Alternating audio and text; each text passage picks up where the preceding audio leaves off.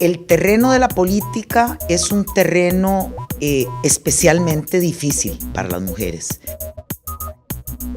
Todos los terrenos de la vida social son difíciles para nosotras, pero el terreno de la política es especialmente minado para nosotras. Es un terreno cruzado por la lucha por el poder, ahí sí, duro y puro, lleno de micrófonos, y a las mujeres se nos han negado los micrófonos. Sí, claro, lamentablemente tuvimos que llegar a que fuera por una cuestión legal, ¿verdad? Una cuestión de ley, que se generen los espacios y obligatoriamente haya que cumplirlos, pero ha sido positivo porque ya entonces vamos culturalmente haciendo esa apertura, diría yo, de conciencia o abriendo la mente en ese sentido, en donde las mujeres tenemos todos los derechos, igual que el género masculino, ¿verdad? Pero es una cuestión de género. Porque tradicionalmente las mujeres son las que tienen el trabajo doméstico y la responsabilidad dada por la sociedad también, mayoritariamente, del cuidado, no solamente de los hijos, sino de los adultos mayores o de los familiares que estén al cuidado de la familia. Se le responsabiliza a la mujer de ese cuidado. Pero entonces, si vos me preguntas directamente, ¿tiene más sacrificio la mujer en este momento? Sí, sí tiene más sacrificio porque tiene mayor responsabilidad. Pero entonces ahí el tema para mí no es si lo tiene o no lo tiene. El tema es que la división de las responsabilidades, no solamente las laborales fuera de casa, sino las domésticas, está desbalanceada. Y es realmente ahí donde tenemos que llegar. Yo creo que lo que deberíamos esperar es que la próxima asamblea sí sea 50%. Todavía tenemos una meta por alcanzar. Tengo entendido que estamos por el 43% en esta legislatura. También tenemos que esperar que se cumpla que las jefaturas de fracción sean alternadas con mujeres, 2 años hombres, 2 años mujeres.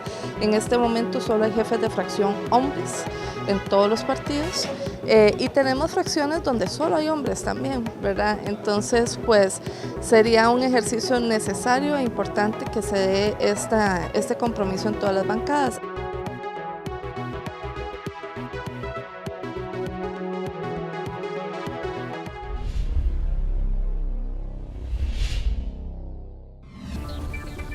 Hola, ¿qué tal? Bienvenidos a una edición más de Una Mirada, el programa de la Universidad Nacional y del CINAR S.A. Mi nombre es Maribel Quiroz Jara y en esta oportunidad vamos a hablar sobre un tema que nunca perderá vigencia en el país en tanto tengamos que conversar de él, que es el tema de la participación de las mujeres en la política costarricense. A lo largo de los 10 años que tiene Una Mirada de estarse emitiendo y de contar con su audiencia, hemos abordado este tema en múltiples oportunidades y ahora, después de las elecciones presidenciales de este año, pues hemos decidido retomarlo dado el comportamiento de algunos números. Sin embargo, son muchos los retos que persisten sobre este tema de la equidad y la igualdad en la participación de las mujeres en los diferentes ámbitos del quehacer nacional, y por eso hoy vamos a hablar sobre mujeres y política. Para hablar de ese tema nos acompañan en esta oportunidad Carolina Sánchez Hernández, socióloga de la Universidad Nacional. Bienvenida a Una Mirada. Muchas gracias por la invitación. Además está con nosotros Eugenia Zamora Chaverri, quien es magistrada vicepresidenta del Tribunal Supremo de Elecciones, ha sido colaborador de Una Mirada a su institución. Muchas gracias por estar con nosotros. Un honor, al contrario, muchas gracias. También está con nosotros Jency Herrera Vega, quien es coordinadora del área de Ciudadanía Activa del Instituto Nacional de las Mujeres. Gracias por estar con nosotros. Las gracias a ustedes. Sí, como decía yo al inicio, el tema de igualdad, equidad y no discriminación de las mujeres es un tema del que tenemos que seguir hablando en tanto haya algún elemento, ¿verdad?, que no permita que las mujeres se desarrollen plenamente en la sociedad. El tema de participación política siempre sale a la luz después de los procesos electorales. Claro. El que tuvimos este año en las 2 convocatorias electorales que hizo el Tribunal Supremo de Elecciones, pues no fue la excepción, y por eso es que estamos hoy nuevamente aquí para conversar sobre este tema que tiene pues múltiples aristas y que esperamos poder abordarlos la mayoría de ellas. Inicialmente me gustaría que me ayudaran a hacer un balance general de cómo miran ustedes qué tanto hemos avanzado en materia de participación política las mujeres, porque sí, pues tenemos muchísima legislación que nos respaldan diferentes temas, ¿verdad? Sin embargo, en torno a cada proceso electoral siempre hay un llamado de atención en torno al tema de que las mujeres no contamos con las mismas oportunidades que cuentan los hombres. Sí, a mí tal vez me gustaría como hacer un rapidísimo recorrido histórico, ¿verdad?, de las Claro últimas que sí. décadas. Por ejemplo, desde el año 1923, que la Liga Feminista funda este movimiento para promover, ¿verdad?, el voto a las mujeres. En 1925, por ejemplo, Sarah Castle emite un folleto, ¿verdad?, informativo que quiere, digamos, hacer este movimiento para el voto, y esto pues se alarga todavía algunas décadas más hasta el 53, ¿verdad?, que es cuando las mujeres votan por primera vez. Del 53 hasta casi el 90 no supera el 20% de participación, por ejemplo, en la Asamblea Legislativa. Es hasta 1996 cuando se hace la reforma por cuotas, ¿verdad?, del 40%, en donde las mujeres empiezan ya a participar de una manera, digamos, más, o mejor dicho, empiezan a adquirir, digamos, más espacios en la participación formal de la Asamblea. Posteriormente, para el año 1999, se hace la reforma de que los puestos de participación de ese 40% no solamente sean, digamos, en toda la papeleta, sino en puestos realmente elegibles. Porque lo que pasaba era que inicialmente se ponía el 40% para los últimos lugares, ¿verdad? Entonces esas mujeres nunca iban a llegar, ¿verdad? Posteriormente, bueno, viene toda la parte de la paridad, ¿verdad?, ya para el 2010, y que en 2016 se hace esta sentencia del Tribunal Supremo de Elecciones, en donde esa paridad también tiene que ser horizontal, porque lo que pasaba era que los primeros lugares de las papeletas colocaban varones, y entonces si quedaba solo el primer lugar de cada provincia, igual eran más varones, ¿verdad?, los que quedaban en la Asamblea Legislativa, por ejemplo. De manera tal que ya para este periodo, esta última elección, vemos un cambio importante, ¿verdad? Alcanzamos un 45.6%, y bueno, pues también es una lucha histórica, ¿no?, de muchas mujeres que han puesto pues el cuerpo, ¿no?, el movimiento feminista que ha estado ahí siempre presente, presionando para que las mujeres tengamos más representación. Bueno, creo que ha sido un resumen muy completo que ha hecho la compañera. Tal vez centrarnos en, efectivamente, Costa Rica, después de que firma en el año 79 la Convención CEDAW, conocida por sus siglas en inglés, la Convención de Naciones Unidas contra todas las formas de discriminación de la mujer. Esa convención, en su artículo 4, establece lo que se llaman acciones afirmativas. Y cuando se presenta primero en el año 88 el proyecto de ley de igualdad real de la mujer, aunque no se le llamaba paridad en ese entonces, porque es un término que acuñan las francesas años después, lo cierto es que la propuesta de proyecto de ley planteaba un capítulo entero sobre derechos políticos de la mujer, donde establecía que debía haber igualdad en los puestos internos de los partidos políticos y también en las listas, en las nóminas.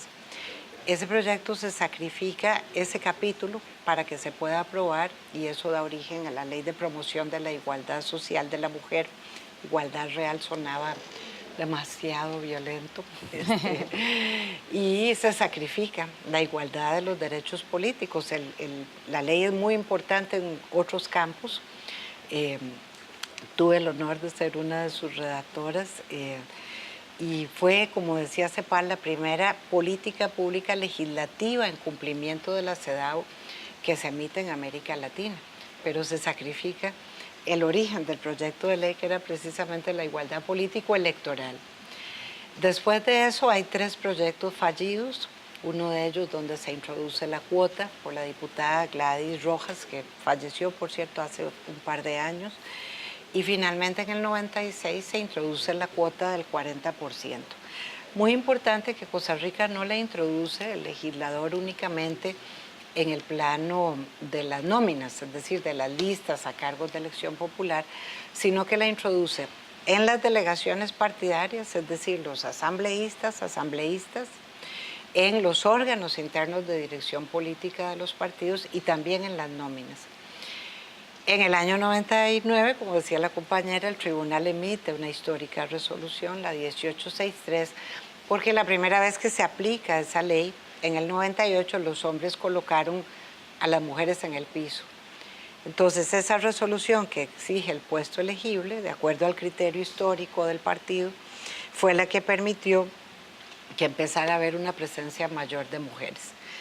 Cuando el tribunal propone en el año 2001 el principio de paridad y el mecanismo de alternancia en el proyecto de código electoral que somete a la Asamblea Legislativa, eso se aprueba en el 2009 y entonces el tema de la cuota en puesto elegible viene a ser sustituido por el principio de paridad y el mecanismo de alternancia. Y esa es la discusión, digamos, del 2009 para acá, que nos permite luego la paridad horizontal, como bien señalabas anteriormente. Yo quisiera iniciar con una anécdota. Cuando en 1949 se aprueba, luego de una gran lucha, se aprueba el voto para las mujeres, le preguntaron a Ángela Acuña Brown que qué le parecía. Mandó a decir, porque no estaba en el país, Ángela Acuña Brown llegó y señaló y dijo, muy feliz, muy contenta, pero señoras, la lucha apenas inicia. De ahí yo quiero recuperar una idea sustantiva, que estos avances han sido gracias a la lucha de muchísimas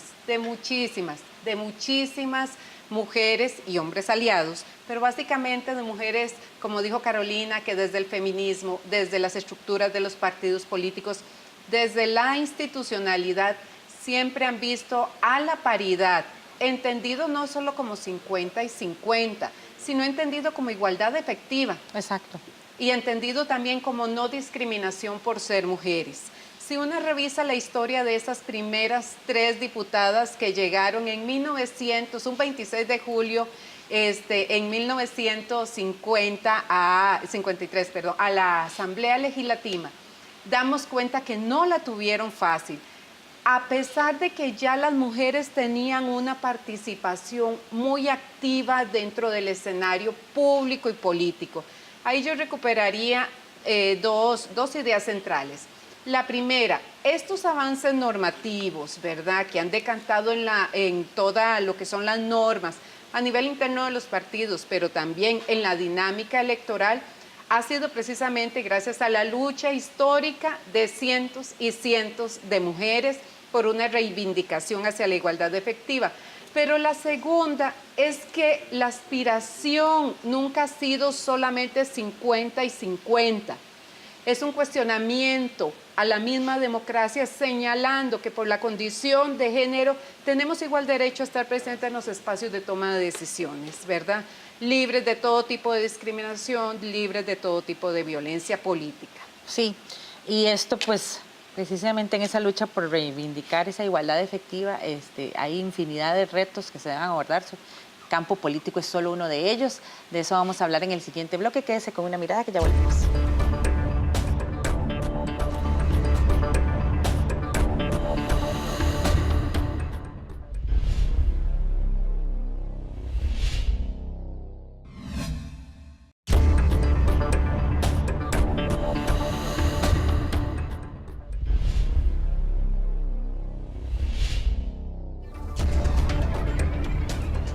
Continúa usted con una mirada al programa de la Universidad Nacional y del CINAR S.A. Hoy con el tema de la participación política de las mujeres, un poco haciendo un balance sobre la situación actual hoy tras las elecciones recientes que tuvimos en el país este año. Doña Eugenia, tal vez nos podría hacer usted un repaso por los principales números que generó esa elección, como para tener una idea de qué cantidades estamos hablando.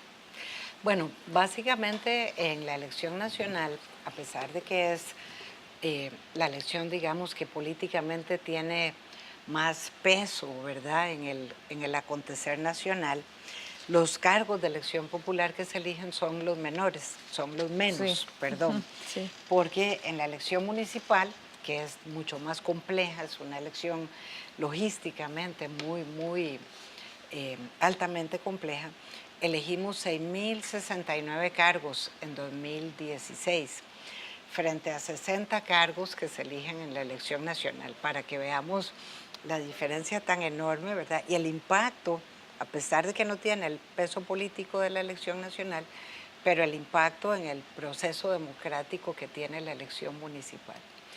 Entonces, desde el punto de vista numérico, esta es una elección muy sencilla. Son 60 cargos: presidente de la República, primer vicepresidente, segundo vicepresidente. Y en el caso de la Asamblea Legislativa son 57 diputados y diputadas. Ya lo decía la compañera Carolina, son 26 mujeres en esta Asamblea Legislativa para un 45,6%. De acuerdo con la Unión Interparlamentaria Mundial, volvimos de nuevo, puesto que habíamos perdido en el 2006, éramos el 6º país del mundo, el 2º de América Latina, porque Argentina aprobó la cuota de un 30% en el 99, si no me equivoco, en la década de los 90, y nos ganó la paridad que nosotros perdimos cuando no se aprobó el proyecto de igualdad real en el año 88.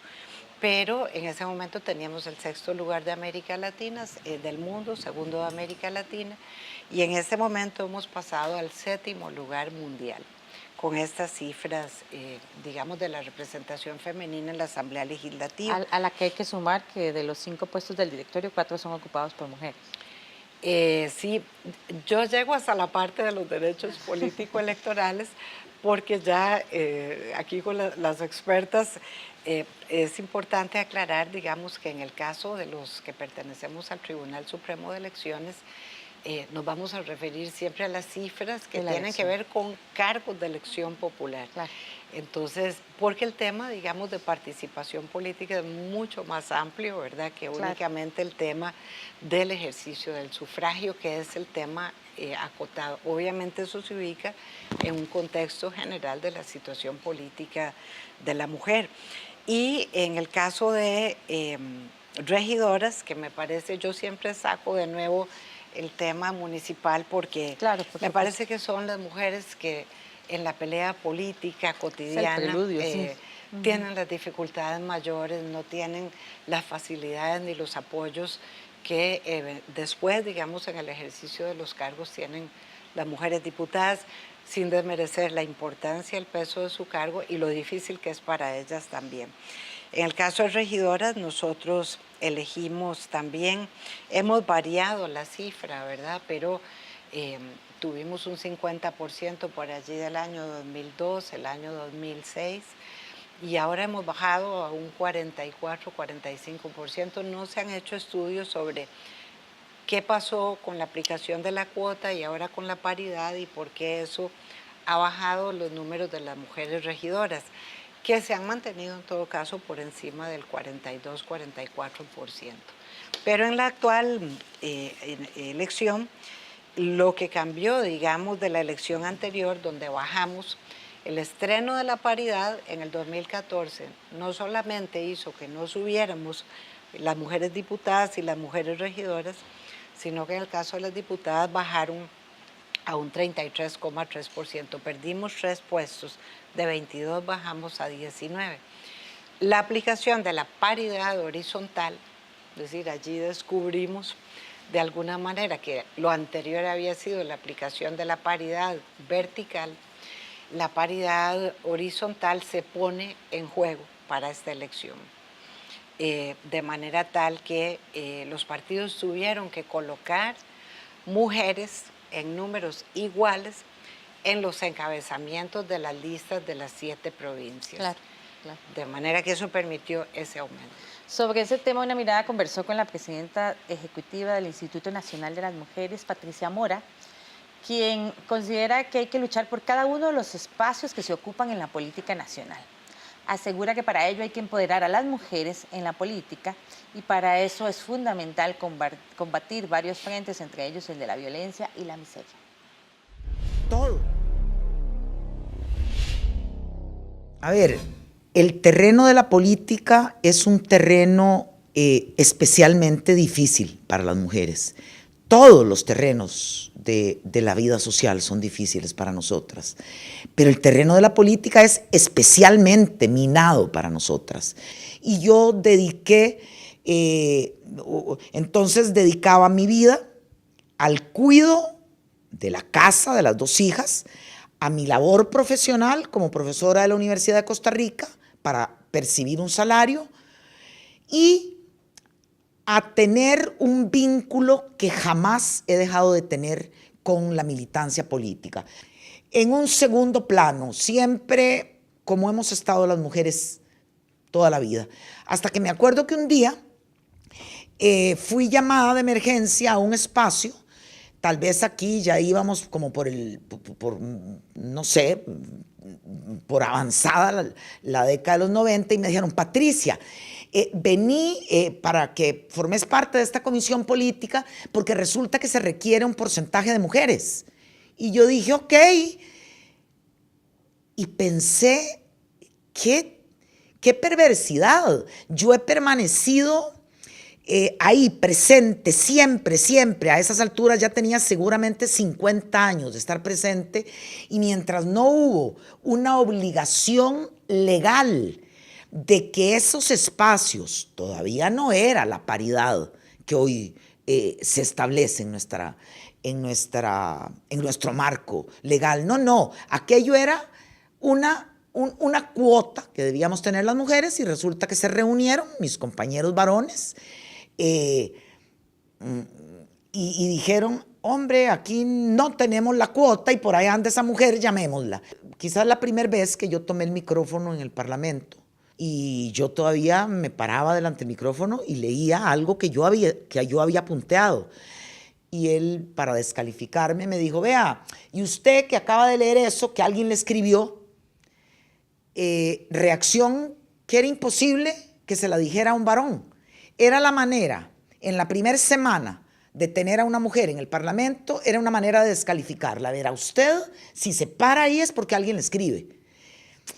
Te das cuenta de que sufrimos una violencia como acallada, como soterrada. Para empoderar yo a esas mujeres en el terreno de la política, yo tengo que darles muestras de que esa situación de ciudadanas de tercera categoría, porque son ultrajadas, porque son violentadas, porque son agredidas, porque viven en la miseria, van a ser superadas. De lo contrario. Doña Patricia menciona un tema que me gustaría que detalláramos un poco más, que es el tema de la paridad en las nóminas de elección popular, sobre todo porque poco antes de las elecciones el Observatorio de Participación Política de las Mujeres de la Universidad de Costa Rica denunció la presencia de prácticas sexistas y de violencia política en el proceso electoral, sobre todo porque a pesar de que tal vez sí se cumplía, ¿verdad?, con la alternancia en los puestos, pues la mayoría de las papeletas estaban, sobre todo para diputados y diputadas, estaban encabezadas por hombres, entonces evidentemente pues los primeros puestos siempre iban a ser ocupados por hombres. Me gustaría tal vez que me ayuden a explicarle a la audiencia cómo es que funciona este tema de la paridad y por qué es tan relevante que sea equitativa. Quizás tal vez entender la lógica en el que opera el sistema político. A ver, desde 1949, cuando se aprueba el derecho al voto de las mujeres, hasta 1996, ¿verdad? Cuando se instaura el mecanismo de cuota mínima de participación política, la participación de las mujeres en la Asamblea Legislativa no sube más allá del 8%. ¿Cuál es la conclusión específica? La conclusión es que por buena voluntad, por evolución, o sea, las mujeres nunca hubiésemos llegado a los espacios de toma de decisiones. En ese sentido, y a partir también de la Convención para la Eliminación de todas las formas de discriminación contra las mujeres, empezamos entonces a identificar ese concepto que llamamos discriminación y lo apuntamos hacia el sistema político, señalando, ojo, este sistema tal cual está excluyendo al 50% de su población, porque no somos un grupo, no somos una minoría, somos la mitad de la población y en la toma de decisiones todos los indicadores dan cuenta que ahí no estábamos. En ese sentido es cuando se empiezan a hablar primero de acciones afirmativas, pero luego pasamos al concepto de paridad. Doña Patricia lo recupera muy bien cuando ella señala, ¿verdad?, que ella ha estado presente, que le invitan a una actividad para cumplir con la norma, Bueno, esto que llamamos norma, la verdad es que ha sido como un logro de muchísimas mujeres, en el cual hemos instaurado el principio de paridad, pero paridad entendida como igualdad efectiva entre mujeres y hombres, no solamente 50 y 50. Hemos logrado llegar en este momento a un 45,6% en Asamblea Legislativa, sí, pero en este momento tenemos además 14 ministras, ¿verdad? Y 11 ministros. Algunas de estas ministras están encabezando espacios considerados tradicionalmente masculinos, Hacienda, están en distintos ámbitos, ¿verdad? Y entonces hay que ir tratando de resquebrajar como esta lógica de que estos son los espacios para las mujeres y estos son los espacios para los hombres. Y además yo recupero una noción de una feminista académica muy importante, de Marta Lamas, que dice que cuando una mujer llega a la política, cambia la mujer, pero cuando son muchas las mujeres las que llegan a la política, cambia la política. Sí, todo un reto este tema de lograr la paridad. Así es. Porque hecho, eso viene desde la comunidad, perdón, viene desde la base comunal, ¿verdad? Exactamente, sí, eso es muy importante porque hay dos cosas como básicas en esto de, digamos, como barreras, ¿verdad?, las que se enfrentan las mujeres. El año pasado el INEC publicó la encuesta de uso del tiempo, por ejemplo, y esa encuesta dice que las mujeres hacemos 22 horas más de trabajo doméstico no remunerado que los varones.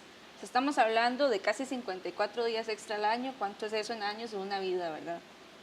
Esas dobles y triples jornadas que tienen las mujeres, inclusive las continúan teniendo, y eso, digamos, para acceder a puestos políticos, y eso es un impedimento real, ¿verdad? En la medida en la que los compañeros no se involucren de una manera más igualitaria en las tareas domésticas, en el cuidado de una persona adulta mayor, de una persona con discapacidad, de niños y niñas, esto va a seguir siendo una barrera importante para que las mujeres de verdad puedan ir a participar políticamente, no solamente de la Asamblea Legislativa, del comité de vecinos, de la municipalidad, de la Junta de Educación, de los espacios de participación política cotidianos. Y el otro elemento que me parece básico es el tema de la violencia. Las mujeres nos enfrentamos a más violencia cuando ponemos la cara sí, en la política, ¿verdad? Los ataques generalmente no son argumentados, sino que van al cuerpo, ¿verdad? Cuestionan, desacreditan las palabras de las mujeres, y tiene que ver con que esas barreras están ahí como un control social para decirle: usted está en un espacio que no es suyo, ¿verdad? ¿Qué está haciendo aquí? ¿Por qué no va a lavar trastes? Básicamente, ¿verdad? Y esa violencia, por supuesto que es una barrera importante. Hace poco un periódico nacional sacaba la noticia de que las chicas en los gobiernos estudiantiles de secundaria participan mucho menos que los hombres, y entonces que en las campañas de los colegios lo que estaba pasando es que les decían: ¿cómo usted va a ser presidenta del colegio si ha tenido 4 novios? Usted es muy fea para ser presidenta del colegio. Y ellas decían: a los chicos no les están cuestionando eso.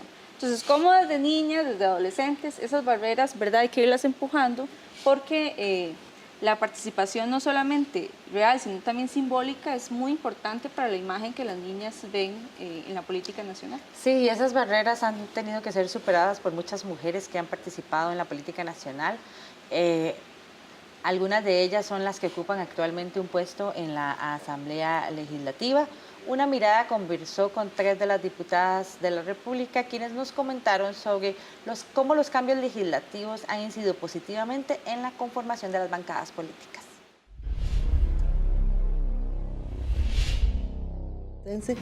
El Partido Unidad Social Cristiana ha sido pionero en el tema de las cuotas, de las acciones afirmativas, de los derechos de la mujer.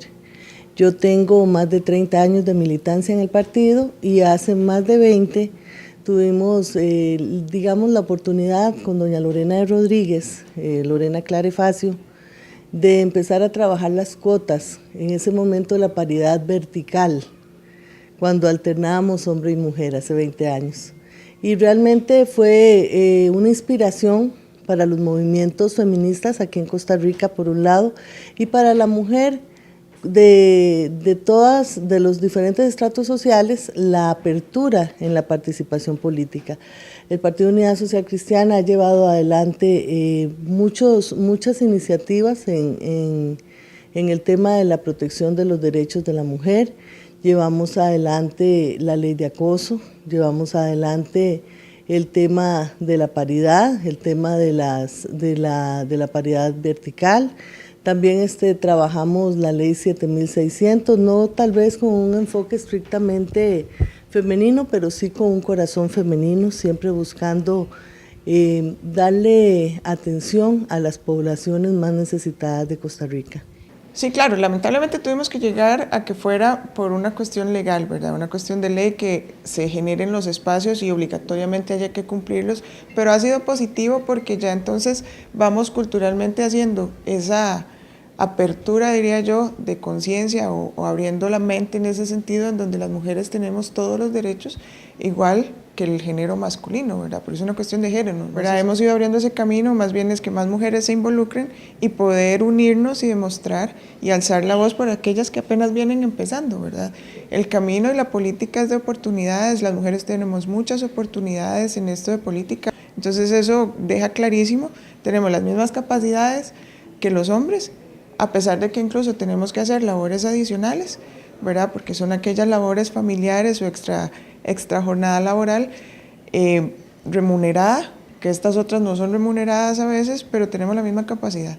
Entonces es más bien, ya hay un camino bastante grande y recorrido desde el 48, donde logramos hacer que tuviéramos el derecho a ir a emitir nuestro sufragio, hasta la fecha en donde ahora tenemos 26 mujeres diputadas de 57 puestos legislativos, ¿verdad? Entonces la brecha se ha ido abriendo y estamos para dar más luchas.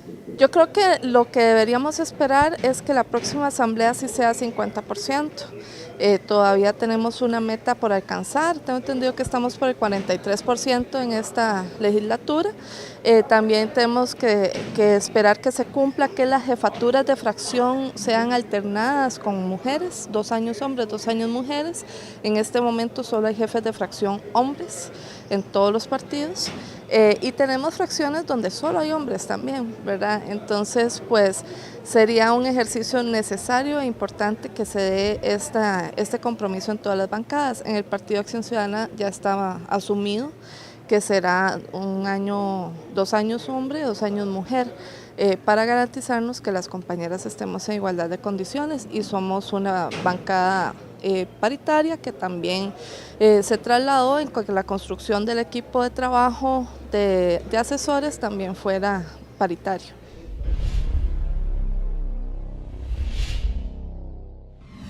Es que como ellas mencionaban, no solo está el tema del uso del tiempo, ¿verdad? Que, bueno, todas nosotras sabemos de esas dobles y triples jornadas que una tiene que aumentar desde que está en el colegio, en la escuela, ¿verdad? Eso empieza desde ahí.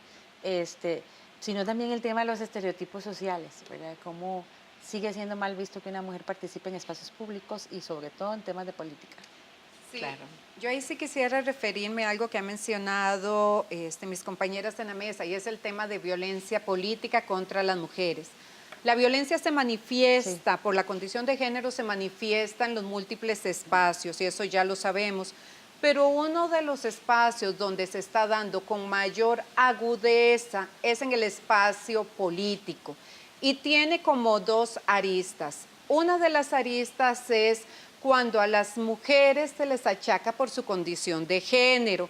No deberías estar aquí, el espacio que a usted le corresponde es tal, a usted subió por otro tipo de situaciones, no por, ¿verdad? No por el interés propio de estar ahí. O sea, cuando nos atacan con situaciones que a los hombres no los atacan, tiene esa característica. Pero la otra característica es que tiene una intencionalidad política. ¿Cuál es esa intencionalidad política?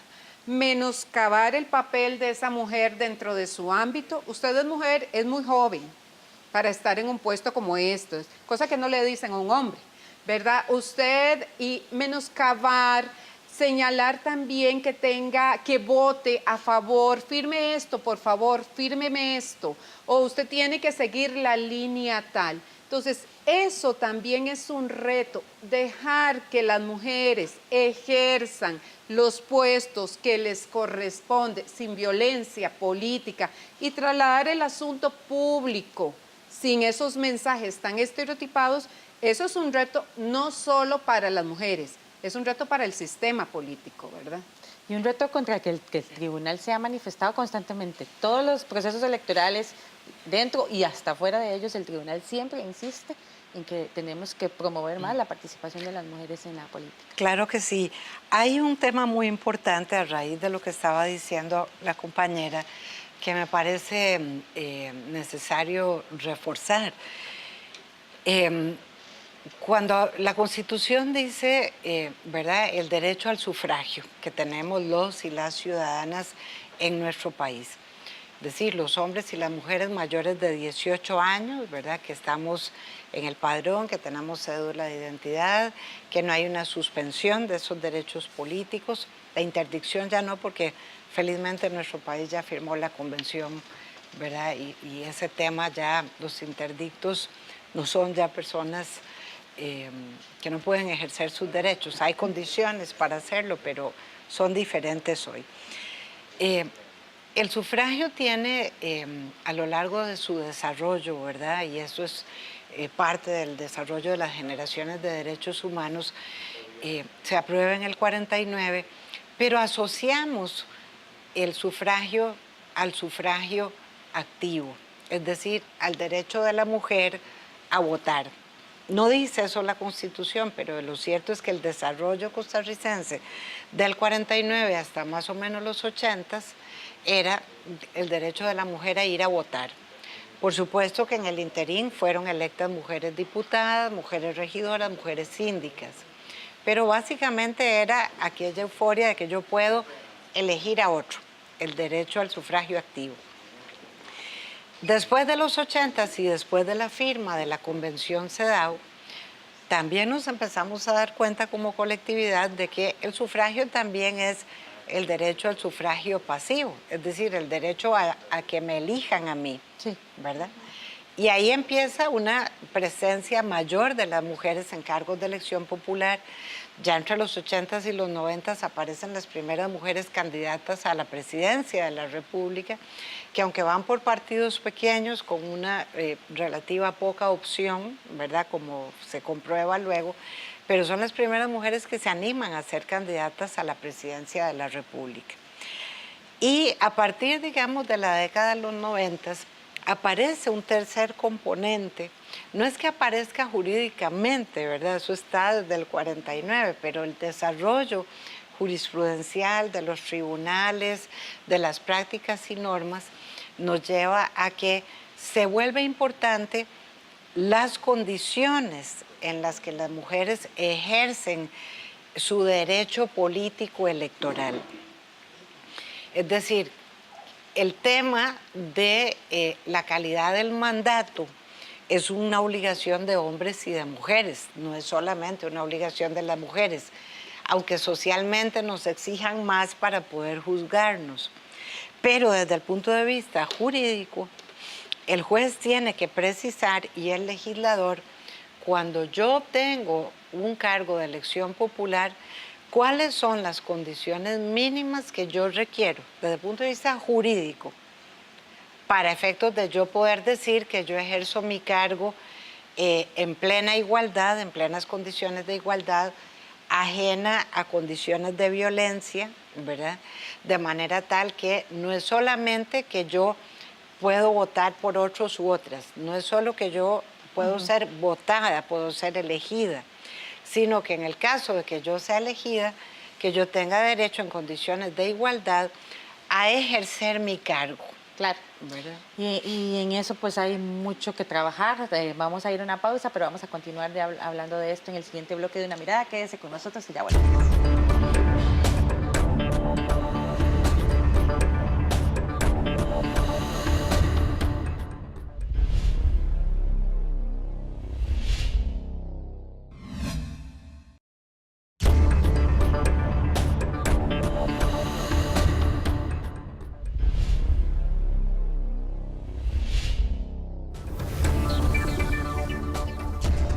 Regresa usted a Una Mirada, el programa de la Universidad Nacional y del CINAR S.A. Hoy con el tema de la importancia de fortalecer la participación política de las mujeres en el país, entre otros ámbitos de acción, por supuesto.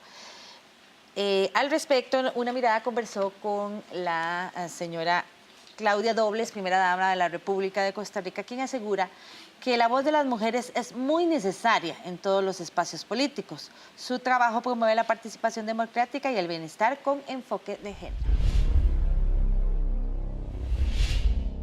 Definitivamente. Yo nunca estuve directamente participando en política. Sí, como bien usted lo dice, al lado de Carlos, pues de alguna u otra manera la participación, aunque sea indirecta, está.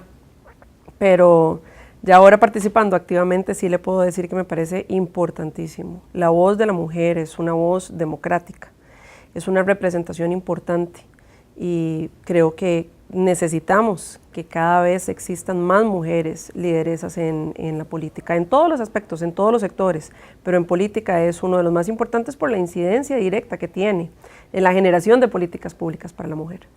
Bueno, directamente nuestra agenda no es necesariamente la agenda mujer específicamente. Lo que pasa es que la agenda que nosotros llevamos, que es una agenda más de movilidad, de planificación urbana, de ordenamiento territorial, realmente cuando se hace bien y cuando se planea estratégicamente, tiene una incidencia directa en temas de género, porque muchas de las personas en estado de mayor vulnerabilidad que se ven afectadas por la falta de planificación, por la falta de conectividad, por la falta de vivienda digna, son jefas de hogar. Entonces, al final del día, si bien nuestra agenda no es una agenda propiamente de género, la incidencia que tiene una buena ejecución y un buen planeamiento en todos estos temas, tiene una incidencia directa en las mujeres, en las jefas de hogar, en las mujeres sobre todo las que están en mayor grado de vulnerabilidad. Entonces sí hay un componente de género ahí.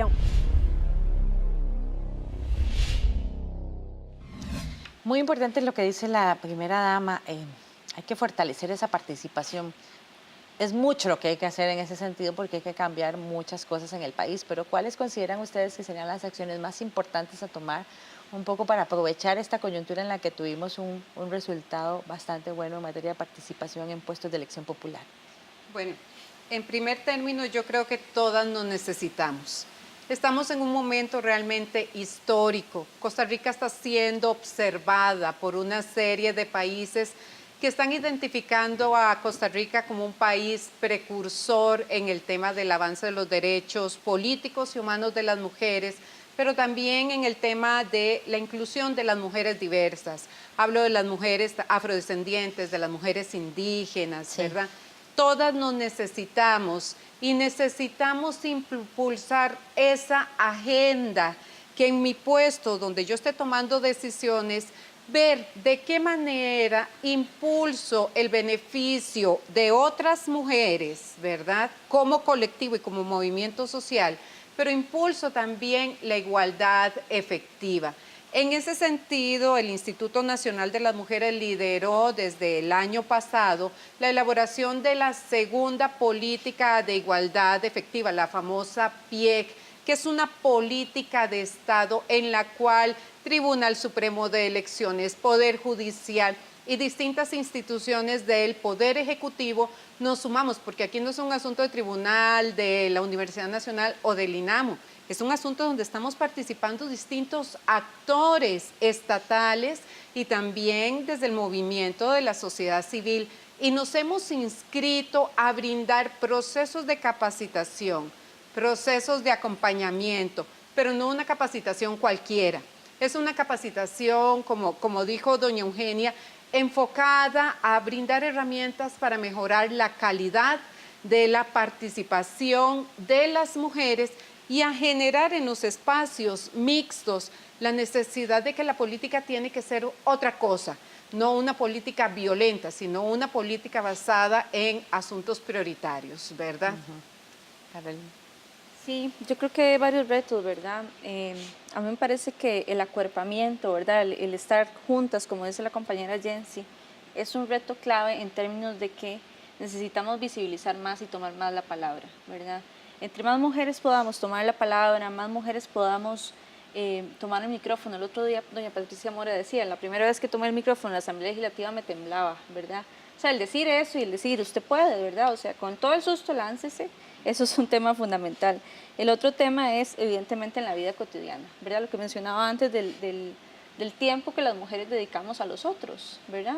Sí. A limpiar el piso, a barrer, a cocinar, etcétera. O sea, apropiemos de ese tiempo y vayamos a la reunión, vayamos a la Junta de Educación, al Comité de Vecinos, ¿verdad?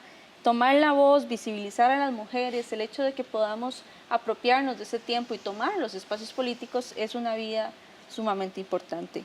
Y otro tema que a mí me parece importante visibilizar es el papel de los medios de comunicación, ¿verdad? Porque muchas veces estamos viendo el traspaso de poderes y entonces invitan a alguien para que critique la ropa que tiene puesta, ¿verdad? O sea, ¿qué están haciendo los medios de comunicación en términos de visibilizar cuál es ese currículum de las mujeres, cuáles son las luchas que han alcanzado, por qué están ahí, ¿verdad? Y no, digamos, de qué color es el vestido, cuál diseñador se lo hizo, ¿verdad? ¿Cuáles son los criterios que tienen los medios de comunicación para poner a veces titulares que son tendenciosos, que son particularmente violentos a las mujeres? Que las preguntas que le hacen a las mujeres muchas veces tienen que ver con tareas históricas que se nos han asignado y de pronto no en otro tipo de temas, ¿verdad? Por ejemplo, el hecho de que ahora tengamos una ministra de Hacienda, tengamos una mujer canciller, ¿verdad? Son espacios que usualmente, históricamente, han sido tomados por hombres y en este gobierno estamos viendo un panorama distinto que tenemos que aprovechar y potenciar sin ninguna duda. Bueno, yo procuro, como decía al inicio, referirme únicamente a la parte, digamos, relacionada con mi trabajo, pero es difícil, ¿verdad? Porque uno brinca. Bueno, además con toda la experiencia y todos los procesos que usted ha vivido, tiene mucho que decir al respecto. Este fue el 8º, así que sí. Son un montón. Básicamente porque ahora cada 2 años, ¿verdad? De hecho, tenemos una elección. Pero una cosa muy importante que decía doña Claudia, que me parece es vital en todo, ¿verdad? Pero muy especialmente en relación con las mujeres, es la generación de políticas públicas que favorezcan a las mujeres. Hay un estudio, ya tiene más de 10 años, de la Universidad de Essex de Inglaterra. Lamentablemente Costa Rica no estuvo incluida, pero estuvieron como 20 países de América Latina.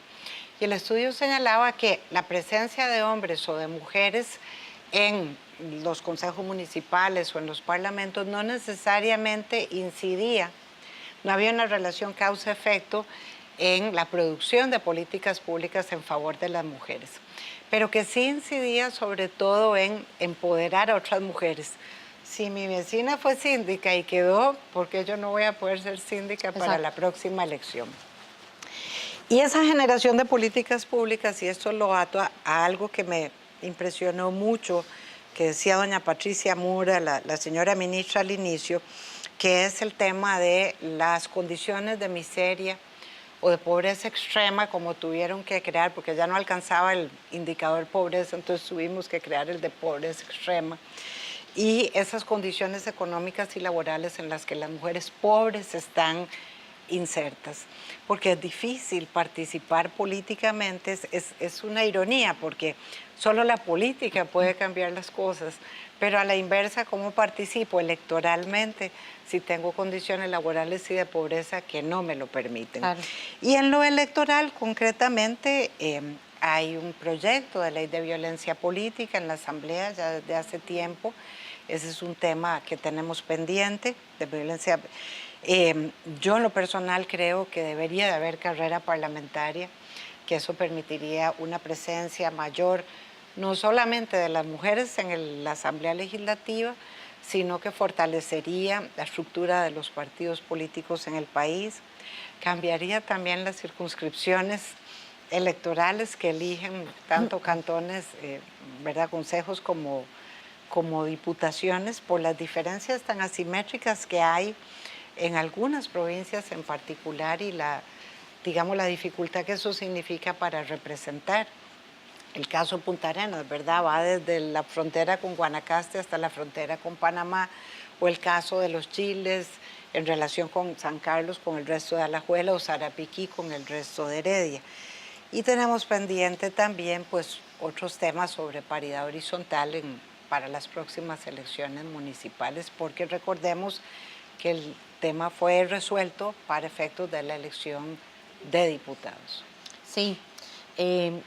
muy importante, lo mencionaron ustedes en algún momento durante el programa, trabajar desde la primera infancia, ¿verdad? En nuestros centros educativos, que las niñas sientan que se empoderen, ¿verdad? Para participar en los diferentes procesos que se dan en los centros educativos. Yo recuerdo que cuando mis hijos estaban en la escuela hace mucho tiempo, hubo una manifestación de las chicas porque ellas decían que porque en el recreo los varones tenían prioridad sobre el uso de la cancha de fútbol y que ellas querían jugar también, ¿verdad? Entonces en ese tiempo pues no las dejaban, evidentemente, ahora sí, ahora juegan todos contra todos, pero en ese tiempo no. Entonces ellas pidieron que repartieran el tiempo, que la mitad del tiempo era para los varones y la otra mitad para las chiquillas. Al final terminaron jugando todos contra todos, pero o sea, se organizaron para eso. Entonces definitivamente tenemos que empoderar a nuestras niñas para que su participación en los centros educativos vaya más allá de cuántos minutos puede usar la cancha de fútbol. Claro. En ese sentido hay un hermoso proyecto, ¿verdad? Que llevamos INAMU, está Tribunal, está el Ministerio de Educación liderado por Vida Estudiantil, en el cual nos hemos unido, ¿verdad? Todas estas instituciones para impulsar y darle acompañamiento a chicas de gobiernos estudiantiles. Y evidentemente todo lo que usted manifestó ahí se ve, ¿verdad? Cómo ellas, todas estas presidentes de gobiernos estudiantiles, y salió también en el artículo del periódico, evidencian eso que llamamos nosotras violencia política, ¿verdad? Pero trabajar con estas poblaciones es fundamental.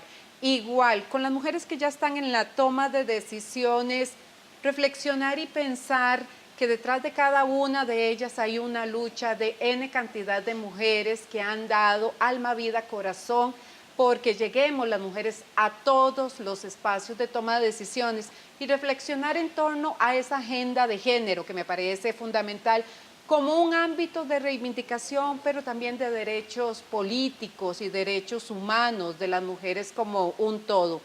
Y en tercer lugar, me parece que lo que dijo doña Eugenia evidencia un gran reto, que son las elecciones locales del 2020. Junto con Tribunal y otra serie de instituciones en las elecciones 2016 hicimos todo un llamado para que las mujeres ocuparan las alcaldías y las historias fueron muy tristes. Nada más llegaron 12 de las 81 alcaldías. Sí. Y las que llegaron, y además las que llegaron a las vicealcaldías, dicen, no queremos más, es demasiado violento para mí. Eso no puede ser. Tenemos igual derecho a ocupar todos y cada uno de los puestos. Y el llamado también a que no existan estas manifestaciones tan violentas y tan agudas hacia las mujeres políticas. Pues esperamos en realidad que espacios de conversación como este, más el trabajo que cada una de ustedes realiza en sus diferentes instituciones y otras que están trabajando por la promoción de la igualdad de la mujer, lleven a que la población reflexione sobre el tema y a que más mujeres, ¿verdad?, se atrevan a defender su derecho a participar en la vida política del país, por mencionar un espacio, hay muchos otros más, y que también pues el resto de la población no lo vea mal, ¿verdad?, que lo vean como una oportunidad, como dijo la primera dama Claudia Dobles, de aportar al desarrollo del país desde una perspectiva diferente, pero que al final es complementaria de eso que todos y todas queremos para el país, tener una mejor nación para nosotros y para nuestros hijos e hijas. Muchas gracias a ustedes por participar y a ustedes por acompañarnos una vez más aquí en Una Mirada. Le invito a buscar más información sobre este y otros programas en www.una.ac.cr y en nuestros perfiles de Facebook, Twitter y YouTube. Muchas gracias por acompañarnos. Les esperamos la próxima semana con más aquí en Una Mirada. Hasta pronto.